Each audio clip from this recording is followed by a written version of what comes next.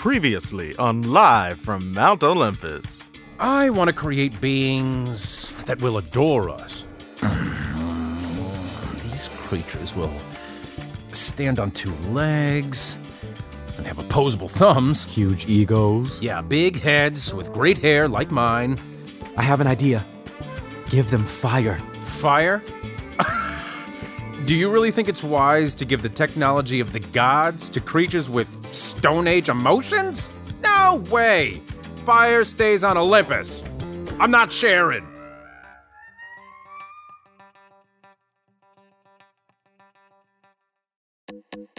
Talking about money can be so hard, especially when the person you're talking to is still learning how to do long division. That's why Million Bazillion, a Webby-winning podcast from Marketplace, is here to help. I'm Bridget, and with my fellow co-host Ryan, we help teach your little ones about complex topics like bankruptcy, climate change, and why there's so much gold at Fort Knox, and so much more. Listen to Million Bazillion wherever you get your podcasts. Live from Mount Olympus is produced by the Onassis Foundation and distributed by PRX. So, my little heroes, I knew you'd be back. Like Tantalus, you cannot resist. And we in the Gods Pod Biz know to always leave you wanting more. Now, where were we? Ah, yes. Even with a warning from my father, Zeus, and a vision of future doom, Prometheus still made his choice. But why? I always considered him a god brother, in a way. Some call us troublemakers, slipping between the worlds. Yet, in some respects, we couldn't be more different. I could never, for the sake of mere mortals, risk as much as he did. And while I have many gifts, it's Prometheus who can see into the future. He saw with 2020 future vision where his adventure would lead him. Yes, lovely Oceanids. I'm coming. Let's go!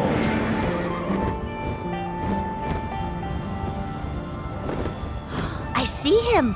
Ooh, I see Prometheus. Still chained, poor thing. Hermes, take us down.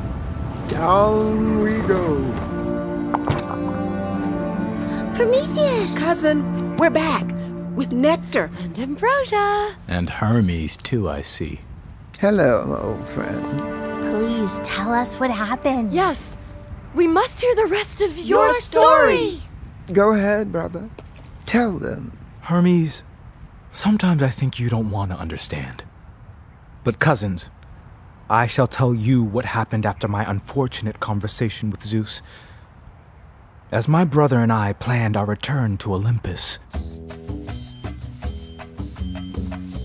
Yeah, we're gonna stick it to Zeus. We'll get fire and he won't know what hit him. Oh, he'll know.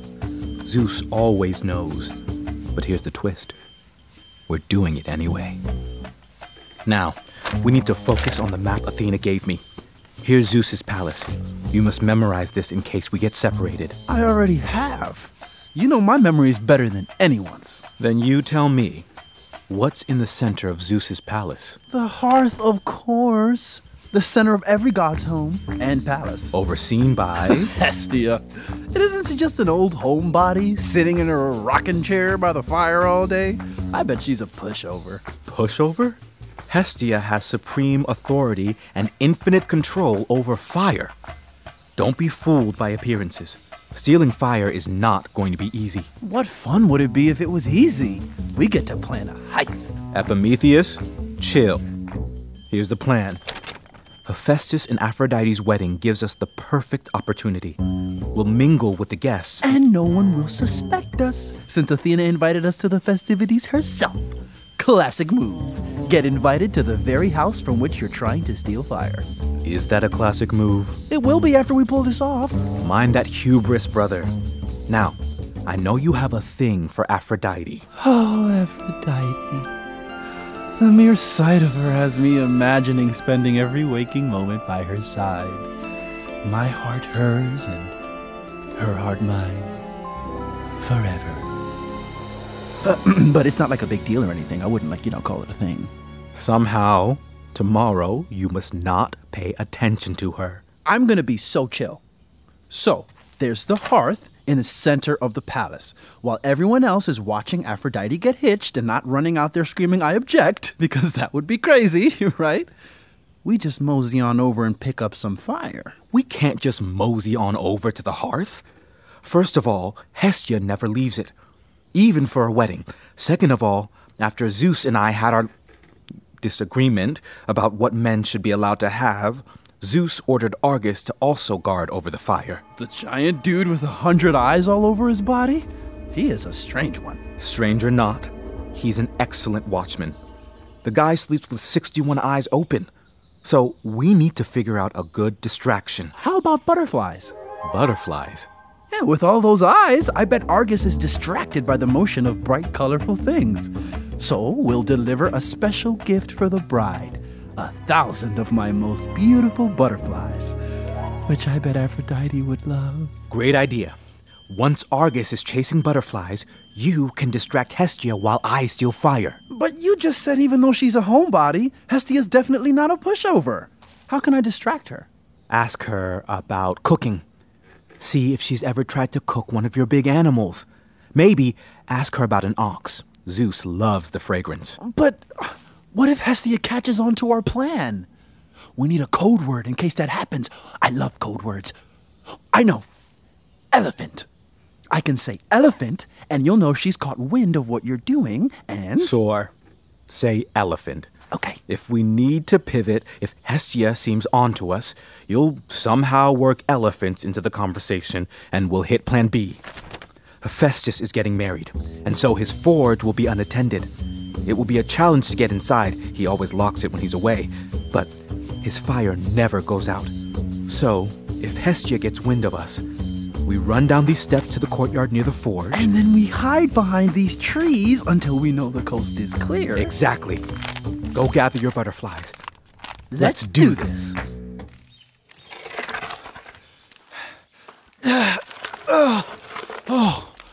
How can butterflies be so heavy? I'm exhausted.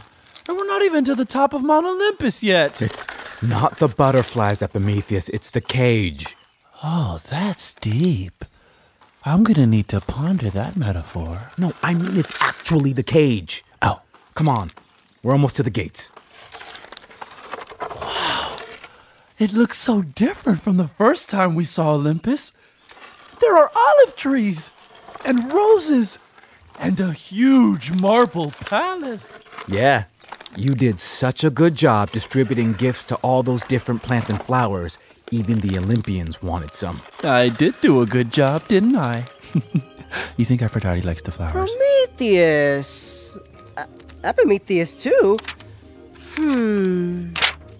I don't see you on the guest list. Athena asked us to come. I have her invitation here somewhere. Well, if the goddess of wisdom invited you, who am I to ask questions? Come in, and let me introduce you to some gods. The party is just getting started.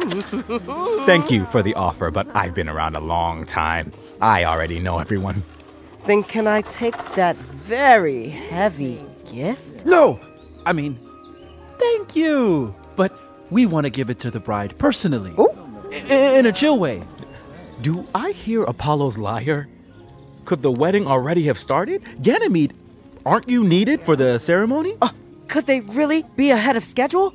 We must hurry. Follow me. Follow me. We need to lose him.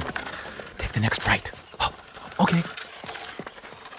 Oh, good job getting away from Ganymede. He definitely won't miss us with all the hubbub at the ceremony.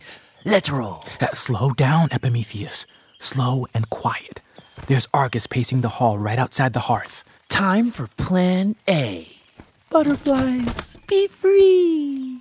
Color, everywhere. Flying, flitting color. Beautiful. Look how big his eyes got. 100 of them. Colors, come back. Run, watchful one. Run after the colors. Come back, flying beauty. That was easy. Yes, I know. That was the easy part. Now, it's time for Hestia. What am I asking her again? You said your memory was about cooking. Cooking, right. Here goes nothing. Well, hello, Epimetheus. The wedding will be starting in a moment in the amphitheater. Why aren't you there? I was drawn to your beautiful fire. Shall we go together? I never leave the hearth. You know that. Of course! Oh, goddess of the hearth. And a beautiful hearth it is. You should be going, young man. But before I do, I wanted to ask you about cooking. Cooking? What is this cooking you're talking about? Well, Prometheus told me about it. He watched Zeus hit an ox with a thunderbolt, and it caught on fire. He calls that cooking. Ah, I remember Zeus doing that with turnips when we first arrived on Olympus. The herbs made everything taste better.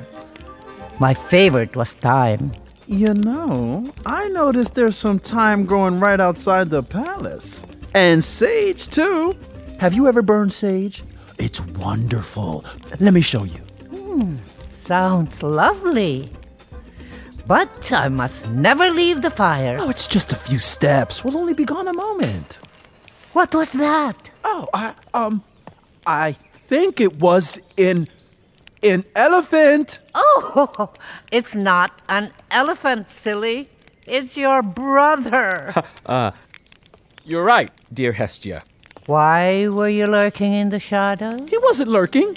He was searching for butterflies. No butterflies here. The wedding is about to begin. Go. Come on, Epimetheus. We must be going. Goodbye, Hestia. Adio.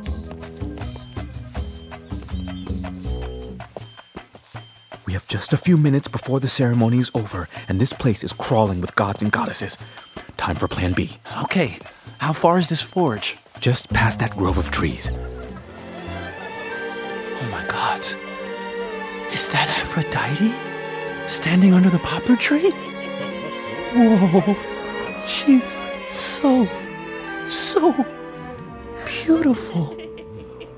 But who's she talking to? I think it's Ares. Ew! They're kissing!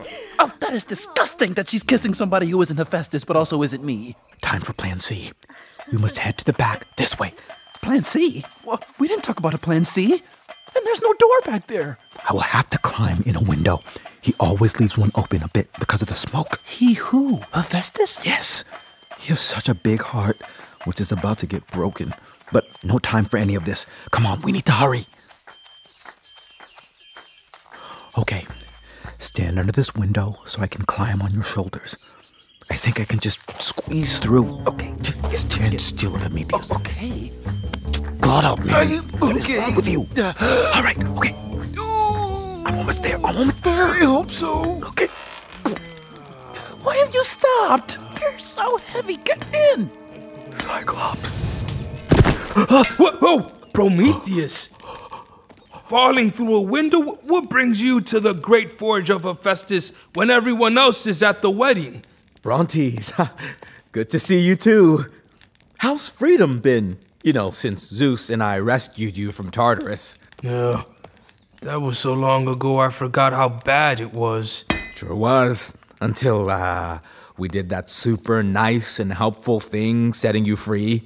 Just reminding you. My brothers and I are enjoying our freedom, and we do owe that to you. You're welcome. Perhaps out of gratitude, you could loan me a bit of your fire? Fire? For you? Of course! Here's a twig with the little spark. Keep it covered so it doesn't go out. Thank you, Brontes. Let's keep this between us, shall we? Cyclops aren't tattletales. You're the best. What a generous Cyclops you are. Farewell, Brontes. Prometheus! You were gone so long! Did you get it? Yes. You're putting the spark in a fennel stalk? Ooh, everything smells like licorice now. I hate licorice. So hold your nose. Time to mosey on out of here.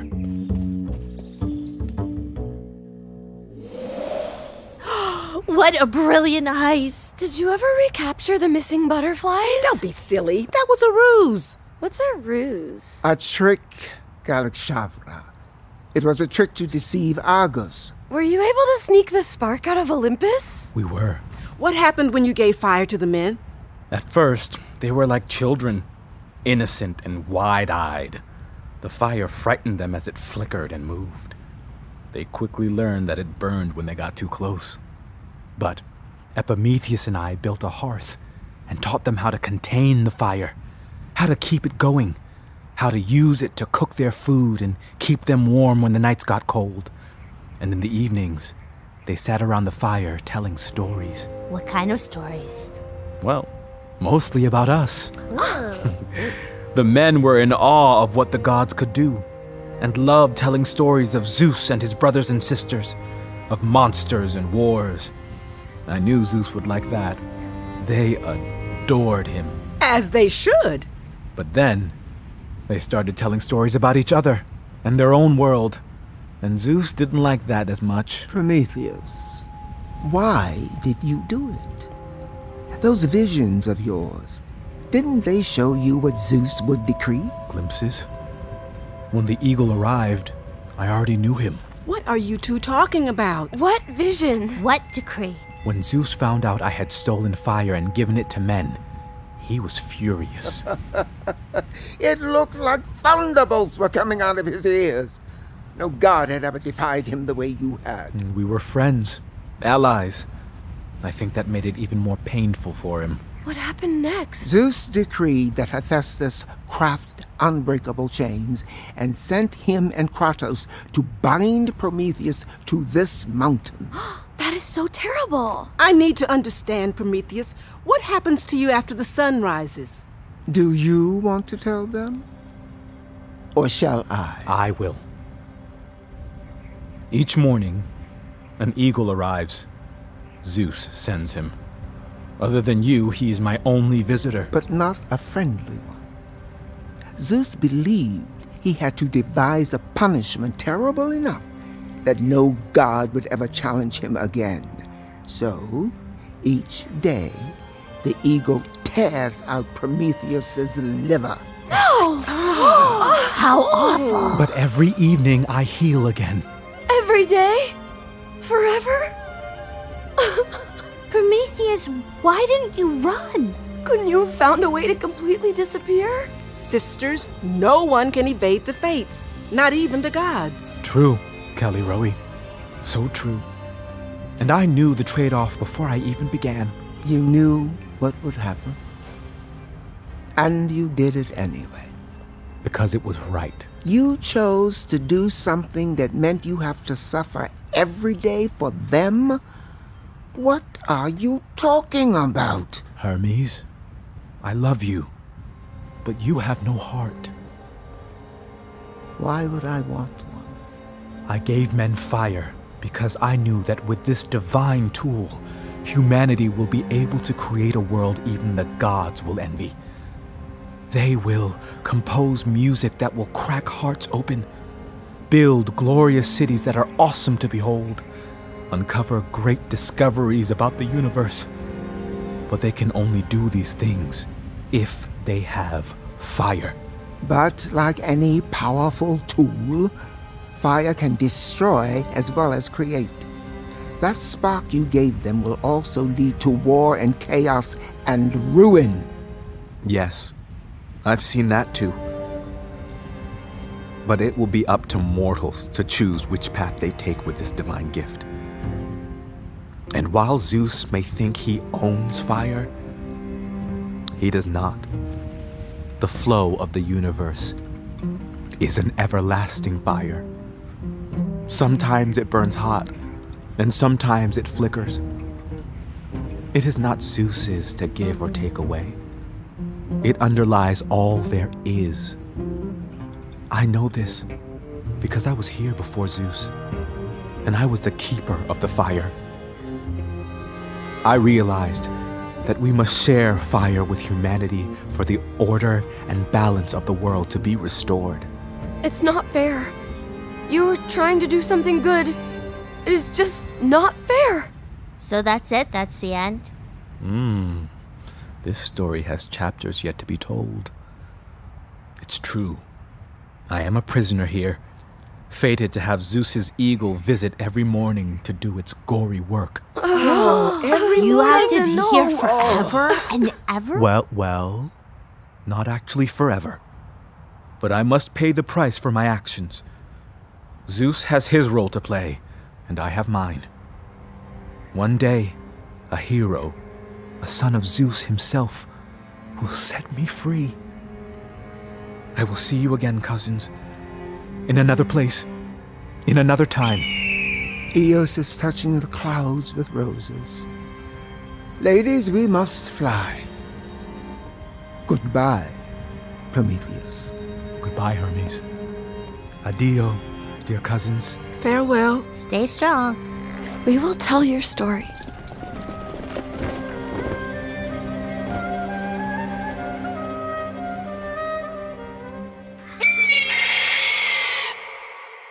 A Greek tragedy, if ever there was one, my little heroes. But perhaps we can end on a note of hope. Prometheus can see the future, and the future for him is looking up. In a couple of thousand years, anyway. As for our future, well, let's just say that the next time we meet, we're going to open up a whole new box. There are so many stories to tell. Ciao.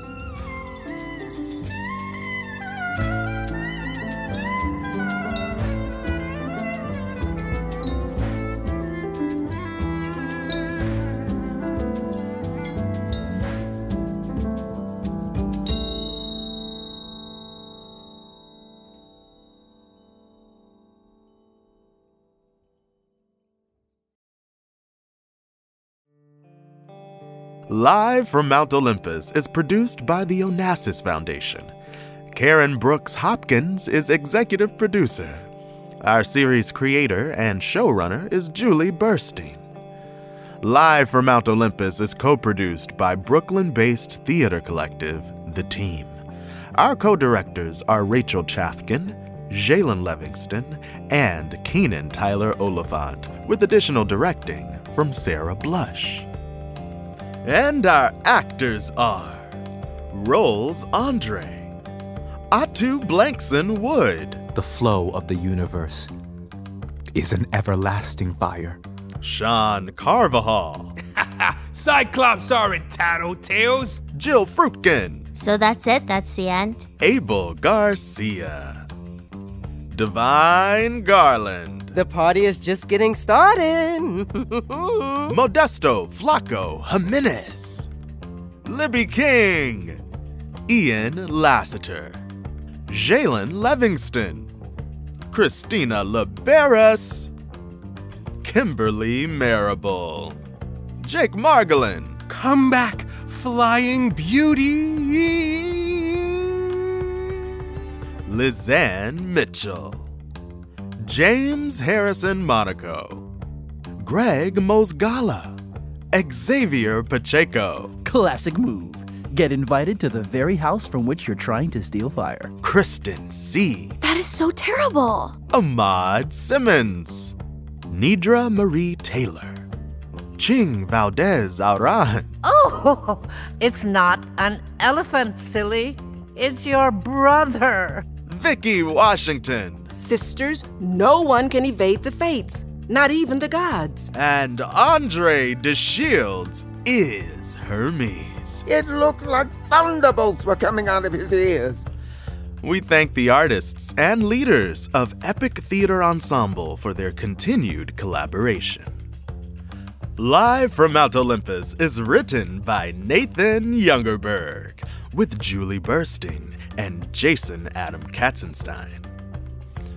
Audio production and mix by John Malillo. Audio editing and sound design by Yonatan Reckham. Magdalene Giannikou composed our original music, which is performed by Banda Magda. Jason Adam Katzenstein created our illustrations and is series humor consultant. A big thank you to our creative advisors, Dr. Michael Cohen, Richard Nodell, and Effie Siotsu.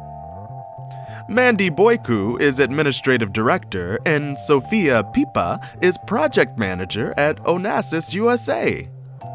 Giselle Winter is our Series Antiquities Consultant. Live from Mount Olympus was recorded with engineers Roy Hendrickson, Ian Keggy, Moore Mesrich, Matthew Sullivan, Benjamin Miller, and Matthew Soares at the Power Station at Berkeley, NYC. Press by Grand Communications. Graphic design by Onassis Creative Studio. Live from Mount Olympus is distributed by PRX. We dedicate this season to the memory of Vinie Burrows, whom the New York Times called the Queen of Black Theater. Vinie was a total legend, and we are honored that she brought so many characters to life on Live from Mount Olympus. Go safely, goddess. Thank you. Want to learn more about Hermes and the Olympians? Check out our website at www.onassis.link/Olympus. Since 1975, the Onassis Foundation has been dedicated to culture, community, and education, with projects that can effectively inspire social change and justice across borders. Learn more at www.onassis.org.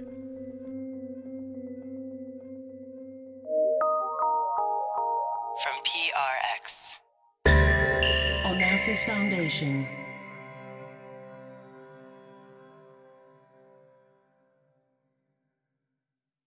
Did you know that kids eat 1,095 meals every year? And if you include snacks, it's more like 4 trillion meals a year. Honestly, the responsibility kind of sucks sometimes, but we're here with some real help and camaraderie too. We're Stacy and Megan, hosts of Didn't I Just Feed You, a weekly podcast that gets real about what it takes to feed our families. Tune in to Didn't I Just Feed You for kitchen tricks, product recommendations, and tons of meal ideas, like how to turn nachos into a legit family dinner. Listen to Didn't I Just Feed You wherever you get your podcasts.